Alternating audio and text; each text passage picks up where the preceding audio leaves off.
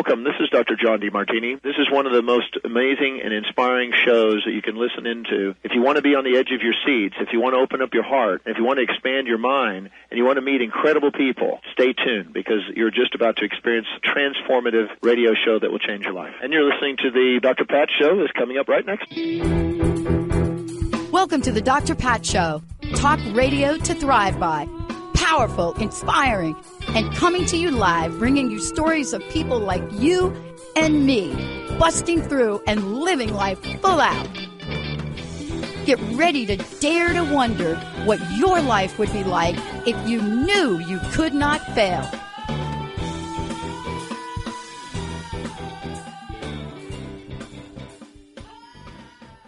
Oh my goodness. Hey everybody, welcome. It's so great to have all of you tune us in and turn us on. Today's show is especially exciting. I mean, it really is a pig. Linda does such a great job in lining up my shows. You know, somehow magically they relate. So the show before, we're talking about what does it mean to be heart-centered leader. But today with Leah Roling, we are really going to get underneath the covers. And what do I mean by that? Is what she does, what Leah does, is she looks at how we show up in the world. She is a thought coach. She's a strategist. She's an author. She's a public speaker. And I love that she's unapologetically imperfect. Totally. Like, who isn't? Well, who will actually admit that they are? But she is also, you know, the crafter, you know, the creator, the strategist of her B method. Now, when you take a look at this, and then you take a look at her toolkit, and you look at whether it's looking at cognitive behavior, whether it's neuro-linguistic programming, NLP, hypnosis, quantum science, it doesn't matter. Metaphysics plus spirituality, when you put it all together, you can understand why she is extremely successful and extremely powerful in creating harmony in her personal life with her family and helping people tap into that for their lives. Today, you're going to get a giant dose of becoming in purpose, on purpose, and what that means to choose to become. Leah, it's great to have you. So good to be here. I thought of you. I don't know, like, do your ears ring and stuff? Like, yes. Okay. So yes, it does. I always prep for the shows. And I discovered a part of becoming that I was not tapping into for myself and my company. And I went through and I started to look at this and I said, I am really excited about what you're going to share. Because becoming is not an end game. It's a journey. But I would love to know from you, what does that come to mean to you? And what did you have to overcome? What did you have to shift to fully step in to not only talking about it, but to be the mentors of others? I think for me, becoming means to step into my purpose. I have spent the good majority of my adult life looking for it, right? Looking for it as a way of, if found, like I would finally be worthy. If found, I'd be enough, right? If found, maybe I could stop people pleasing and pretending that I was something that I'm not. If I found my purpose, then maybe I wouldn't take people's criticism so personally, right? My dad left me when I was 8 years old. And I thought that if I found purpose, he'd find his way back to me. Or if I found purpose, I would minimize ever being abandoned again. Oh boy, yeah.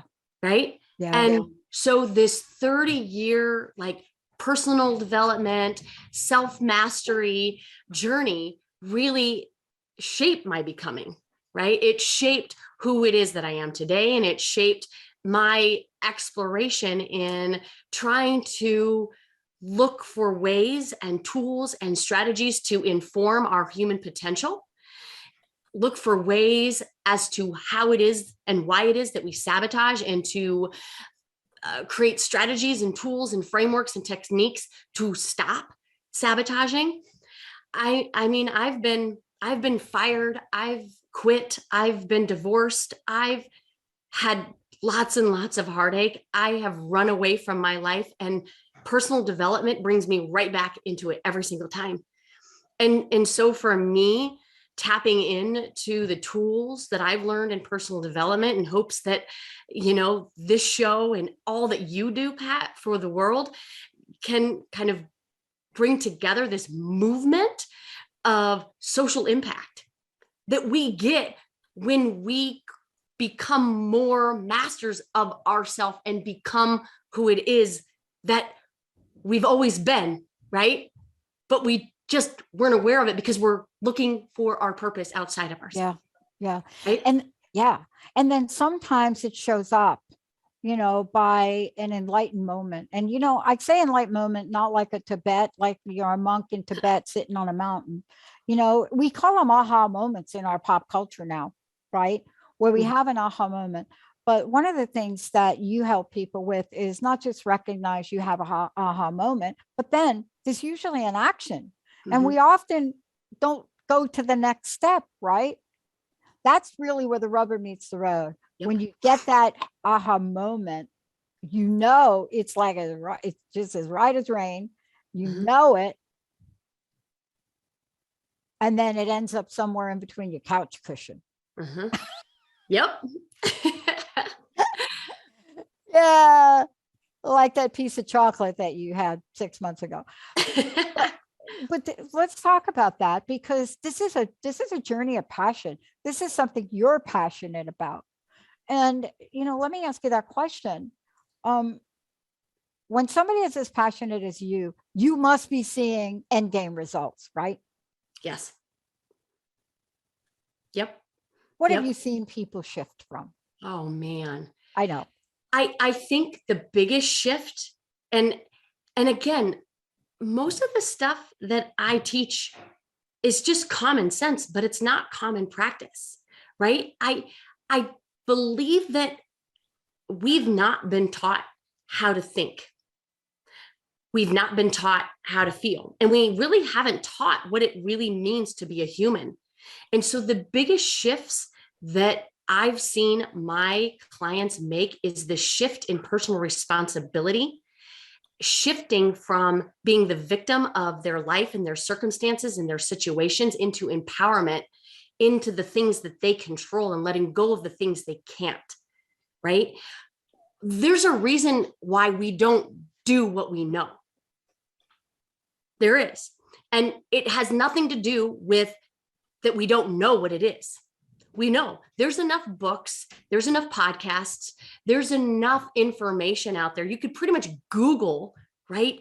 Anything, if you didn't know it, to know how to do anything at all. But it isn't in knowing, it's in being, right? It's in thinking and feeling as a be state, who it is that you want to be, who it is that you want to become. And if those aren't clear, right? And those aren't tied into some sort of an identity statement for you, right? For your future possibility, you're never going to do that. There will be no action, right? Yeah. I love this because I just want to throw something out. I have been a business owner in the state of Washington for a long time. Actually, before I incorporated, even before that, as a sole proprietor consulting. And I've never looked at or taken the opportunity to apply for funding and grants for my designate ethnicity, women owned.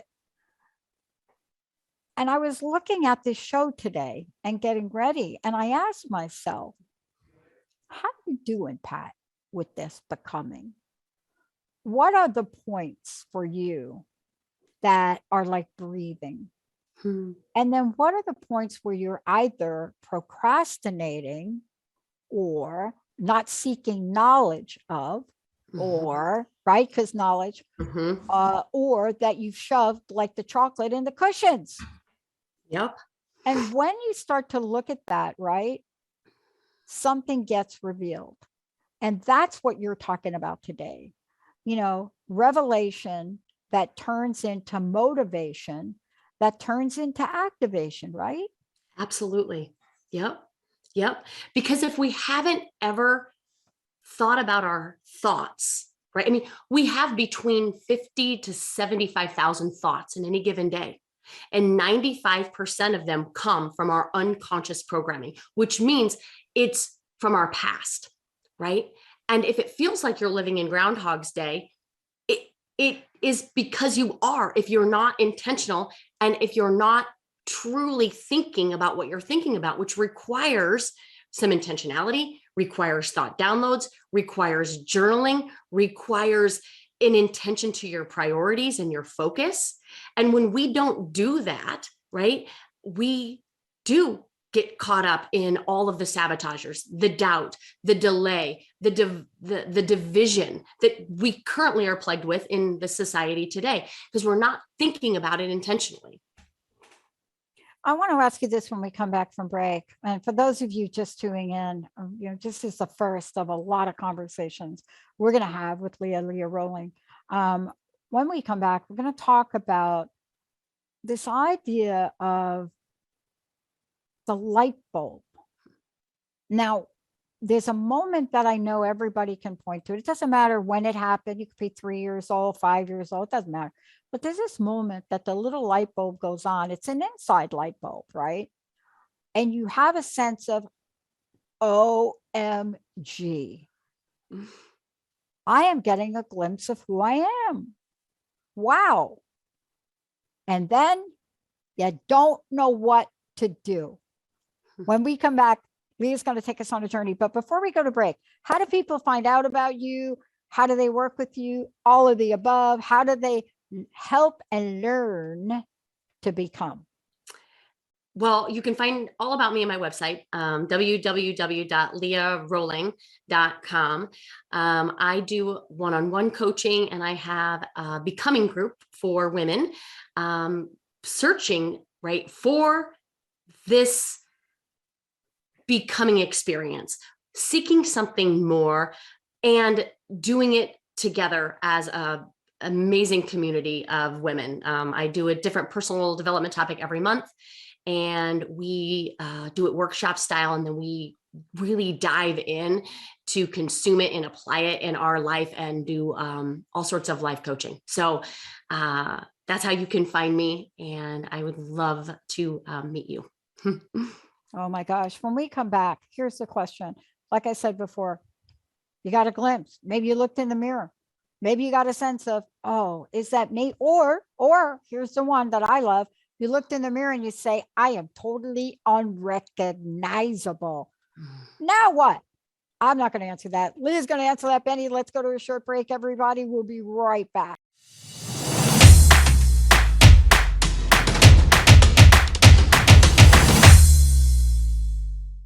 Leah Roling is joining me here today. And, you know, this is really what I love about being able to share with all of you people that have dedicated and are dedicating their lives to helping other people become. And the backdrop for all of this, and you'll find this out about Leah as you move forward, the backdrop 9 times out of 10 is usually a life experience, which was a gift to her, or something that may be happening to you that may not seem like a gift at the moment, right? But it then turns out to be your becoming on purpose, your becoming. Sometimes you may get the whole enchilada and get the whole picture, or you may have to take certain steps and get it 1 minute at a time. Leah, thank you so much for today. Look, I know you're passionate about this journey, and what I've discovered about passion, when I get passionate, it comes from a place that is both within, but somewhere at a higher, whatever you want to call that. Can you talk about this idea when you get that, I'm getting a glimpse of who I am? Now, that thing in the mirror that I did, that was not a glimpse of who I was. That was like, oh my gosh, that is not the you I thought you were. Mhm. That's not even, take us through when we get this glimpse of knowing who we are. Because 9 times out of 10 for me, even though I've gotten a glimpse, boy, I've had to get some guidance to figure out, do I get off the couch now? Mhm. Right? I Right. right? I think for so many of us, myself included, the biggest thing into stepping into that purpose is to think about your life and your mindset with an abundant lens. And what I mean by that is so many of us are thinking about our life based on our experiences, and because of the brain, right? It looks for scarcity. It looks for the negative. It looks for things that you should watch out for, right? And so when we think about our future and our possibilities and our potential, right? So many times we shut down because we don't believe that we're capable. And so the biggest thing that I find in my clients and even in my own becoming was my belief. And I think it's a failure to believe in 3 things. I think it's a failure to believe in something bigger than yourself, whether you call it God or universe, or even like for me, my mom. Yeah, Right? exactly. And she believed in me when I had no business believing. Yeah. Right. And so sometimes I have to borrow her belief. Yeah. Right. And the other 2 beliefs is just the belief in your capabilities and your belief in your commitment. Because you have a bunch of evidence, you have a bunch of stories that you've told yourself where you haven't followed through. You haven't been a person of your word. And you make that mean that you're not capable of ever being that person. And what I want to remind everyone listening is that what happened in your past is not an indicator. It never is, of what is available for you in your future. The only thing that is required for your future, right, is you championing consciousness. Yeah. That's it. Always. Yeah. I love that you brought that up, because you see, that part of the journey we don't talk about. And if you've never entered the realm of this is something that you have to learn with another person. You learned it from your mom. I will tell you that, you know Linda, right? I know Yeah. you've talked to Linda. She's so great. Linda's my best friend. She's been my best friend since 1972. Her family basically took me in so many ways. Everything from Joan teaching me how to set the dining room table, right? But there's that, but she never wavered in her belief for me at all, ever, ever. You know, even when I declared I was going to get a PhD, and here I was, and then I said, I don't even know what it is. And I didn't even have an undergraduate degree, but she never wavered. And her answer to me was, of course you will. Now, it really leads to this next question for you, because there have been points in my life, and I wonder if you've had these too. Well, we've been around people that were not supportive. And you said this earlier today. We have been put in a situation, and we talked about this. We've been put in situations now where people have had to be in homes together, never spending that much time together. But there is an impact from the people we also put ourselves around, isn't there? 100%. Yep. Yep. And they Yep. will either help us move along Mm-hmm. or help us reflect. But all of this, as you call it, is in the art of the study of self, isn't it? Yep. Yep. Yeah. That Yeah, never ends. that never ends. That never ends. And the people that we are being put into in these times in this way, what I'm going to put in parentheses, difficult, because there's no such thing, it's just a thought, but these difficult people, right, they are our best teachers. Oh yeah. Right, they teach the easy ones, like your friend Linda, like they're easy, right, they don't really summon the need for us to grow and expand and be curious, right? But it's the difficult ones that we can either allow to summon some wisdom from, or we can allow them to tear us down and allow them to make us feel, which isn't even possible, a certain way that we don't want to feel, right? And a lot of the coaching that I do, especially in these areas of self, and this particular area of self is the connected area of self. That's all with our relationships. So much of my coaching is on relationships and the quote unquote difficult people in them. And it's just the revealing that there's no such thing as difficult people, right? Yeah. Look, everything we do is in relationship to other people. Yep. Even if we feel like we just keep us to ourselves. And the reason I say that, and I had a mentor say this to me, I don't know how many decades ago, but she looked at me and she said, look, it's real simple for you. Here's the deal. You're going to have to learn to be your best with the other people around you, because if you were meant not to learn that, you would have been given your own planet. You'd be on your own planet, like just you.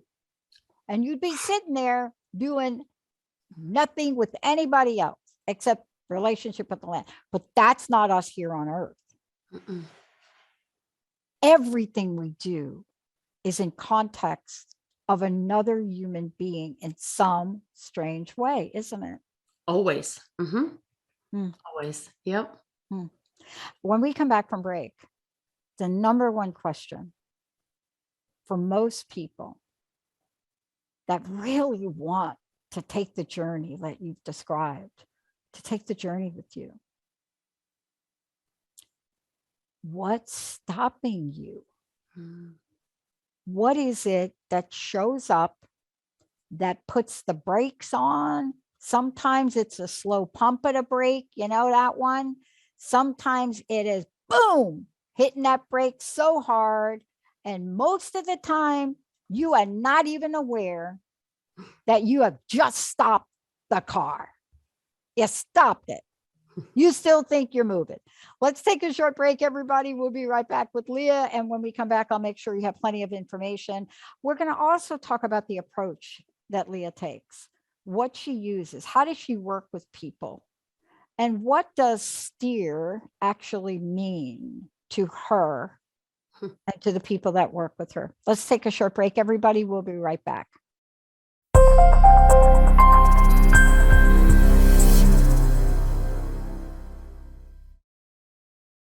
Becoming in purpose and on purpose with Leah Roling joining me here today. Leah, we're going to do a number of shows, but there's a lot of information that I think is important for you to share, if you don't mind, because we're talking about things, but you actually put these into practice. So it's not only just talking about it, it's also helping people really move through this. And we're going to talk about the process in a minute. How do people find out about you? Also talk about, what you have set up for women to really come to and be part of. Yeah. So you can check me out on my website, www.leahroling.com. I've put together an online coaching program called Becoming for women looking for more, searching for more, yearning for more, knowing that there's something more, right? And I see it in so many clients. They've got what we were just talking about, Pat. They've got all the successes. They've got all the accomplishments checked. They live in, beautiful homes, and their kids are healthy and happy and fed, right? But they're not fulfilled. They're not tapping into necessarily who it is that they want to be and who it is that they want to become. And I believe that every day is an opportunity to grow and learn and to become a better version of ourselves. And so in this becoming group, I take a personal development topic and I break it down workshop style. I try to teach it in a way that can be consumable, with ideas and strategies and step-by-step, like blueprints, if you will, on how to make personal development a practice. And then we do some live coaching on it, and people bring me situations and circumstances where they find themselves struggling in or meeting up with challenges in that particular area. And just hearing coaching, just hearing different perspectives and different ways to think about things is gold, is money. And it's such an amazing group, and I'm so thankful for everyone in it, and I'm thankful to be part of that community. Yeah. There are so many things that come to mind, but one of the things that I really find is so important to really speak with you about and have you talk about is the fact that becoming is a journey and a process. And so it makes sense that your approach to it would also be a process, would also be a journey. The way you set it up, the way that you're able to talk with people and take them through step by step and phase by phase. Tell us about how you go about this. Tell us about your approach. So the main framework that I teach is a framework that I learned a little bit from Brooke Castillo's Life Coach School. And I've intertwined different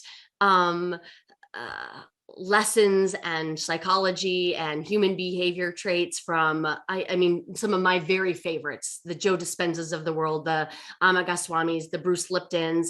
And I've put it into a framework so that people can understand how it is that we think and what does it mean to be human.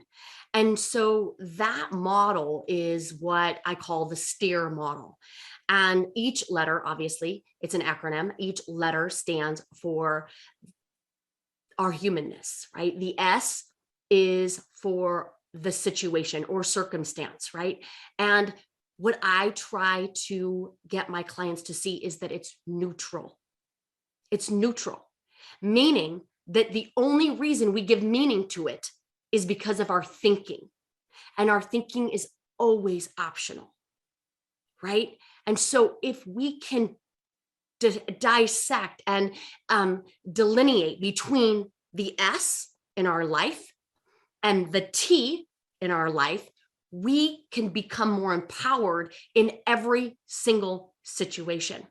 The T then, of course, is for our thinking, right? And again, thoughts are not facts.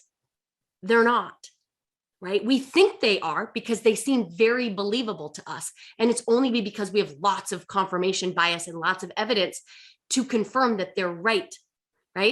But nonetheless, they're not facts, right? Facts would mean that a court of law would determine it as a fact, and every single person would agree, right? Yeah.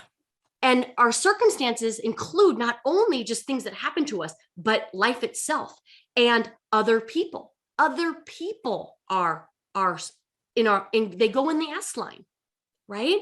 Which means that they're out of our control. I'll never forget. I was at a conference once, and this was like a decade ago, and this lady, this up and coming lady, huge disruptor in the personal development space, was talking about our roles as moms. And she basically said that we don't, and I'm not quoting her perfectly, but she basically said that we don't source our kids' happiness. And I was like, the heck I don't. And for me, that was such an aha moment, because I'm like, oh my gosh, she's right. I don't. I'm I'm the S in their model too, right? And freedom from that responsibility to source their happiness gives me the freedom to allow them to experience their life as they should.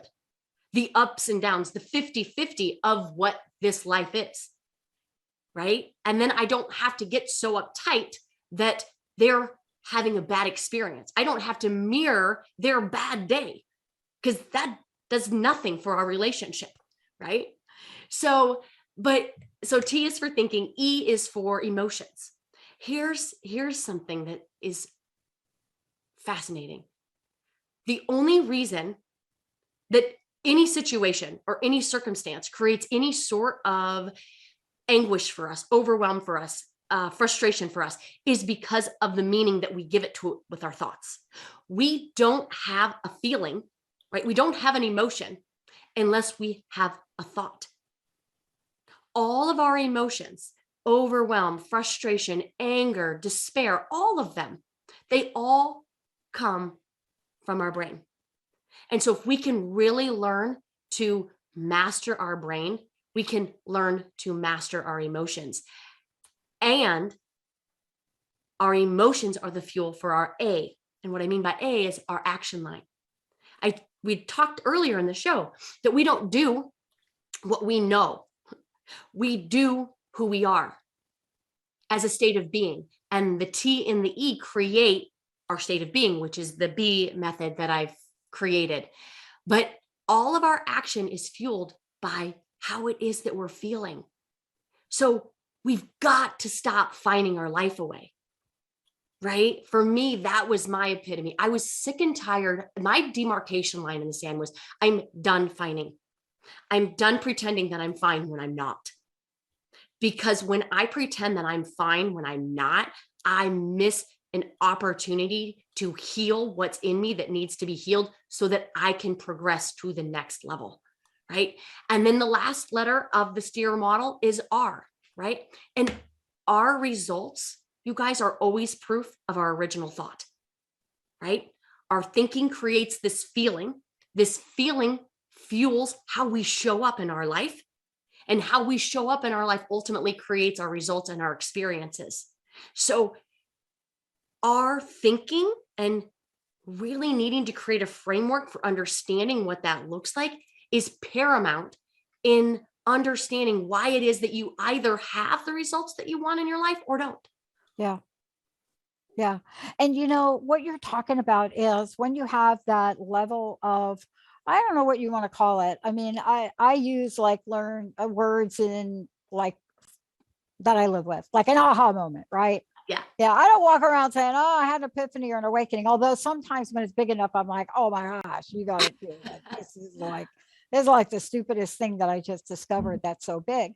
But part of what you and I were talking about too had to do with a lot of times when you make a discovery, at least this is my experience, and thank you so much for walking us through your approach, your model, because people want to know, like, I'm going to work with you. What's your approach? How are we going to move together? Even if they don't say to you, Leah, oh, tell me your approach. They want to know, how are you going to get me from here to here? The other part of this too, I'd like to ask you about is, it is so transformative, transformational, what you've just expressed, right? Because it re-engages you at different points of time. It re-engages you to re-look at a result, or it re-engages you, so to speak, to look at a thing. Let's just call it a thing. Yep. Right? Like this morning. Big aha moment for me when I started to go through your questions and ask, and I said, well, maybe I should ask myself that question. What it pinpointed to me was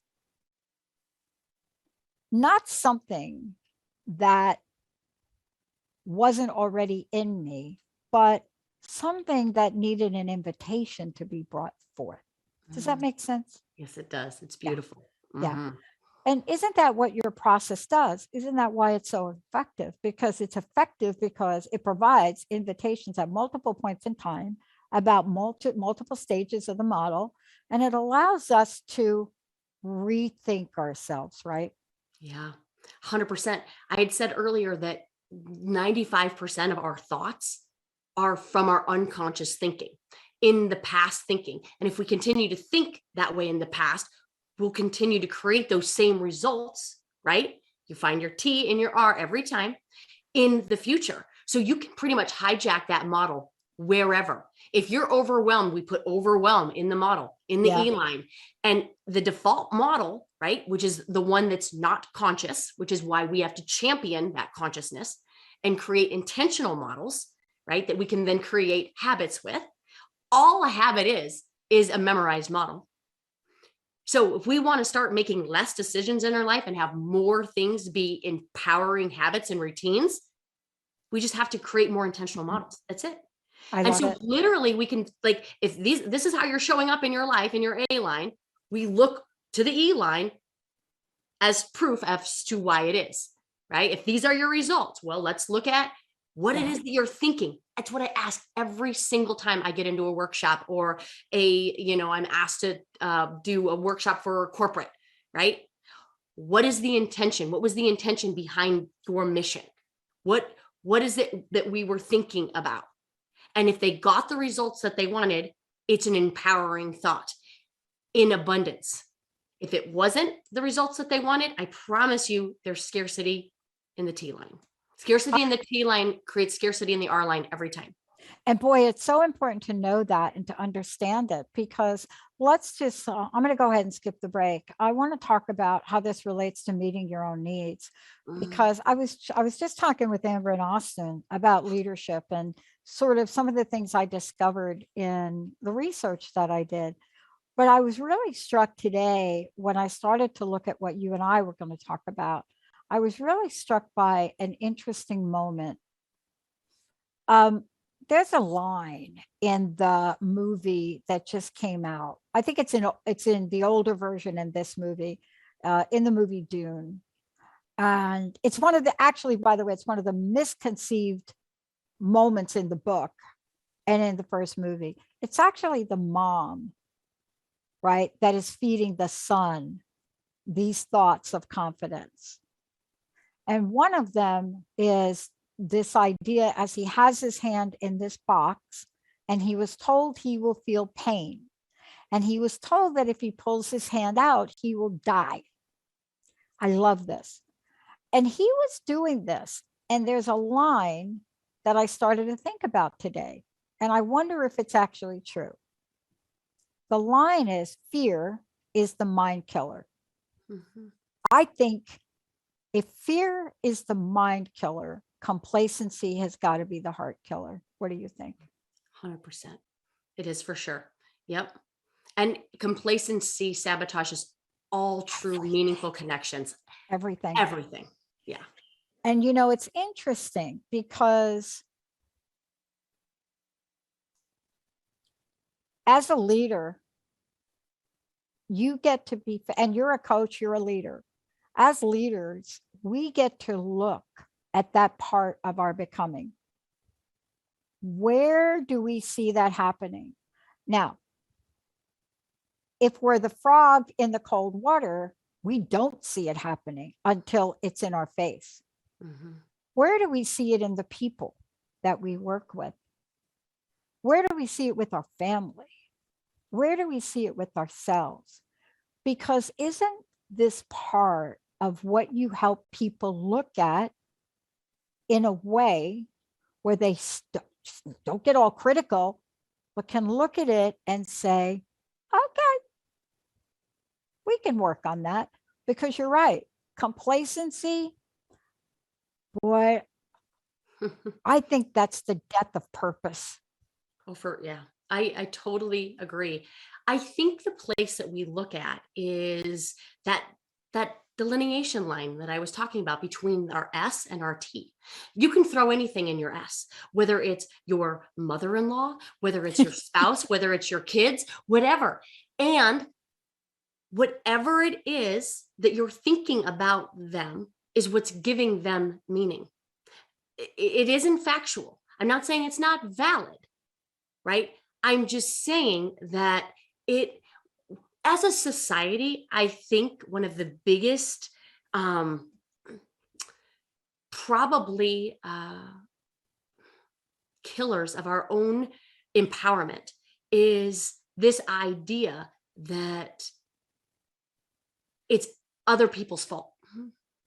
It's our boss's fault. It's our job's fault. I'd be happier if I moved somewhere. I'd be happier if people would validate me. I would be happier if she would be,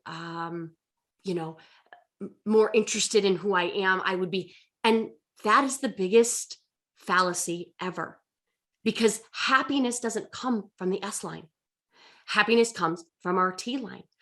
And people are just not very good at being who we want them to be. They're just not. You know who they're really good at being? They're really good at being them. And when we can just accept that, right? And acceptance doesn't mean approval, right? If we can just accept that people are just who they are based on their own experiences, we think we see the world as it is. We don't. We see the world as we're in it based on our own experiences, which means that when we're looking to meet our needs, right? And I truly believe that negative emotion is just an unmet need, right? Yeah, I agree with you completely. Right. And so when we can learn to meet our own needs, right, the world opens up and we can start seeing potential in our future, because negative emotion is an unmet need within us that only we can solve. We can't look to everybody else to solve it, right?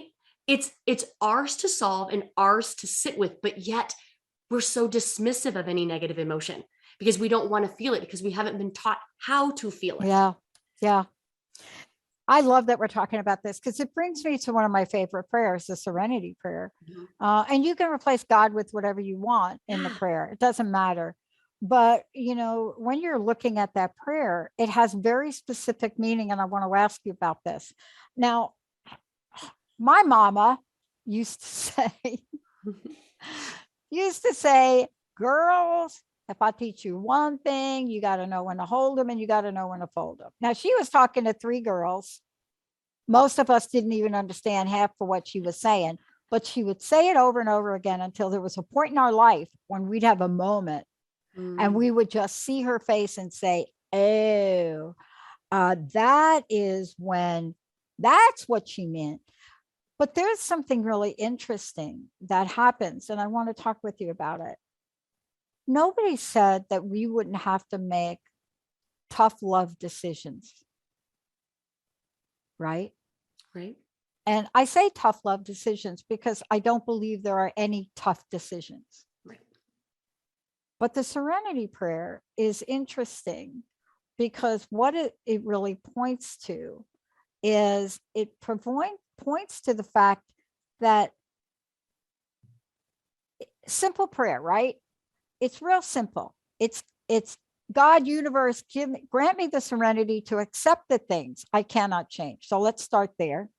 Mm-hmm. Courage to change the things I can, and wisdom to know the difference. And that is, this is what I was thinking about this morning with you, that I had the big aha moment is, holy cow, I am rolling a boulder up a hill around something I can't change.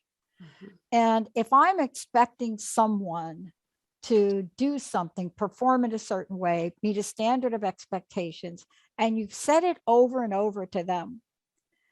My mama used to say, you cannot get grapefruit from a hardware store. So we have to be able to look at that and say, wow, I've got a tough decision. Do I continue to have something happen in my life that doesn't meet my personal value standard? Or do I have to change it, Leah? What do you think? Well, I think you have to look at it with that lens, through that lens. You either have to have discernment to change the situation, hold your boundary, right? Not expecting other people to uphold it. Your boundaries for you to hold, or change your thoughts about it, right? right? For those out there that struggle with your in-laws and you're just sure that if you could get me on the phone, you'd be like, no, Leah, you don't understand. My in-law is this and this and this. I would still tell you, nope, your in-law is neutral. Your in-law is neutral. I bet you her mom likes her.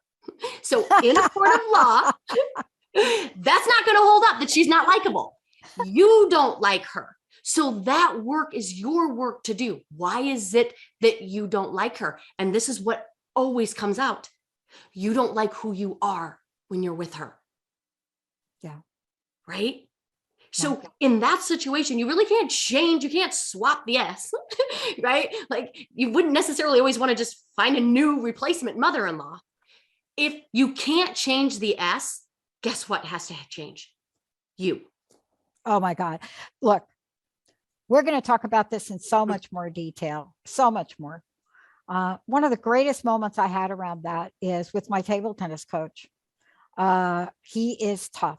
He will say some things to me in a public forum training me, and I love it. I don't care what he's saying, right? If he says to me in broken English, what are you doing? Why can't you get from over there to over there? That's like 6 inches. You can't move from over there to over there. No, I'm not going to hit the ball slower. You got to get from over there.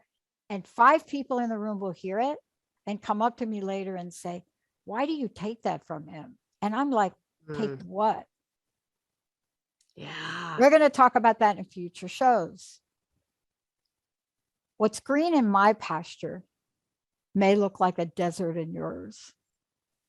And what you're helping us with today is understanding what our field is all about, what is ours to change and what is not. And you have an amazing process. Leah, thank you so much for today. Please tell people how they can find out more about you. Please tell them one more time. Yes, of course. www.leahroling.com. You can contact me. I do 20-minute strategy sessions on pretty much any topic. You can just throw it at me, right?